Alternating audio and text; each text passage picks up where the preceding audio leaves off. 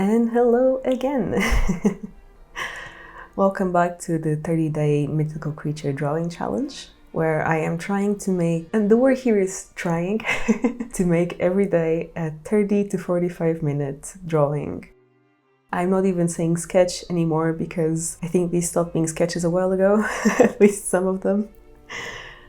But I'm trying to make a drawing based on a list of prompts that I list below in the description of every video. And today's word is centaur.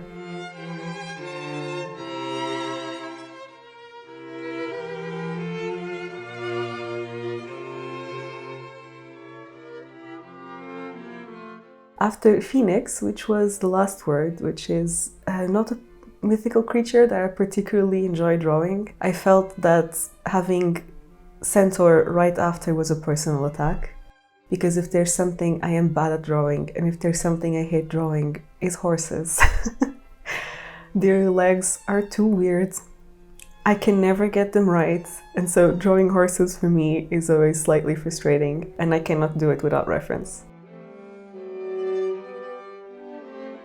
I have been trying to avoid reference in these sketches just because I want to save on time and I really want to try to keep everything as short as possible. So looking up references takes extra time and kind of calls on to the extra perfectionism in me where I have to do it right. So I don't want to use references, but for this one I really had to, otherwise I would not be able to remember how to horse.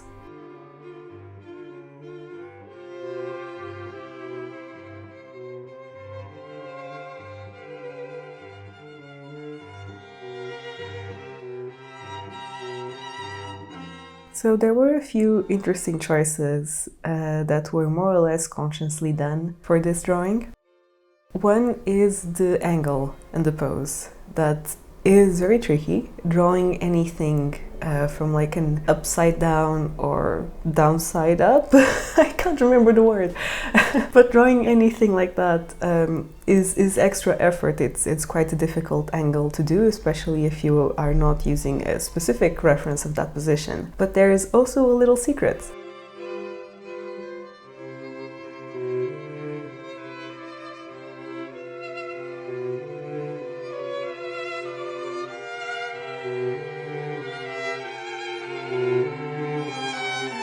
When I was in college and I was asked to draw just a bunch of humans, like just a bunch of studies of human figure. And I started out doing very stereotypical poses, and then I got into the weird ones. And the weird ones always came out better than the just standing facing the camera ones. And he called me out on it and he said that it's because it's such an unusual pose that if you get something wrong, it's going to be more easily hidden. And so it's not super usual to see this perspective of a horse kneeling down. It's not super usual to see, a centaur. So it is me kind of trying to find a way to draw this without having to invest too much time learning how to draw horses, basically. So even if someone is not super accustomed to looking at a horse sitting down, which again is not how we are used to seeing horses. You look at this and it's passable, you know? It's passable horse anatomy. So that is cheating, and I admit it, but it works. You can try it too and see if it works the same way for you, where sometimes drawing something from a stranger perspective will actually kind of give you the freedom to make it less perfect. The other thing is that I cannot lie, this sketch has been quite heavily inspired in an image I saw in a game called Banner Saga, which is a game I have not yet fully played. I'm on the second chapter of it, the second game. It's wonderful. I adore the illustrations and the style and the music and the story. I love everything about it.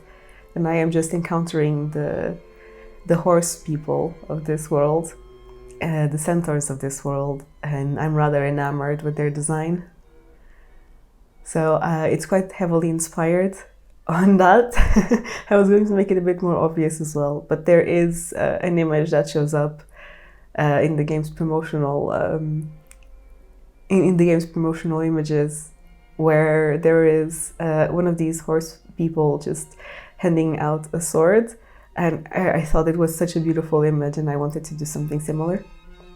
So that's the inspiration for that, which was semi-unconscious.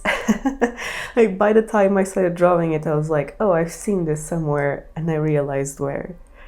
So again, for this challenge, I feel I'm not being my most original in some of the drawings, but it's all for the sake of enjoyment and practice. And you know, I'm glad it's forcing me to draw horses and to draw centaurs.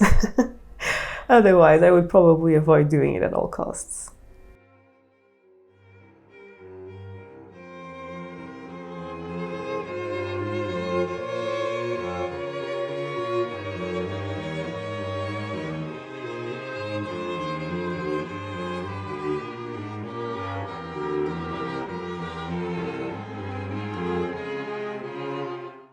Once again, I am using blue to create the shading, and then putting the rest of the color on top to create those shadows that are a bit deeper, you know, instead of shading with gray or shading with black, I am shading with color. And I think that that does create, especially in colored pencil, but anything in general, any material, it really does create a rather beautiful and more dynamic color composition.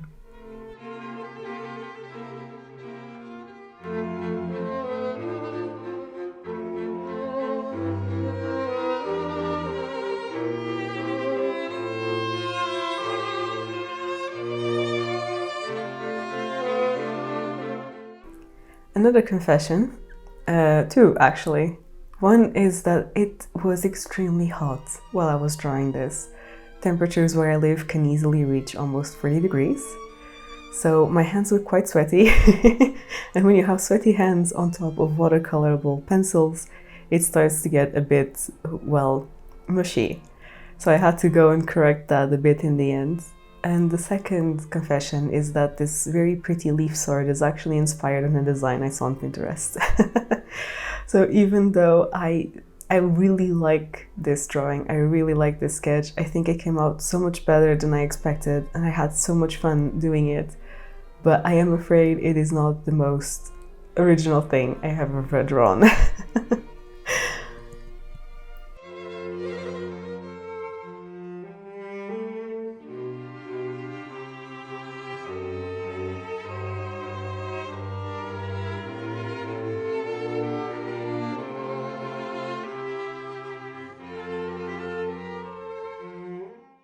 But still, I hope that you enjoyed it. It is now complete, and that is day 8 of the 30-day mythical creature challenge. Say that 5 times really quick. Once again, thank you very much for watching. Thank you so much to the people who are supporting me already on Patreon. If you are interested in finding out what the rewards are, the links are all in the description. The list with the prompts is in the description, so you can know what's coming next. I will try to upload these every day if I can, but the editing might be a bit delayed. And thank you so much for watching, for sticking around. And if you would like to follow along, you know exactly what to do. There are the buttons to subscribe, to have the notifications on, all of that stuff. I don't need to tell you. Just thank you for being here, thank you for listening, thank you for watching, and I hope to see you on the next one.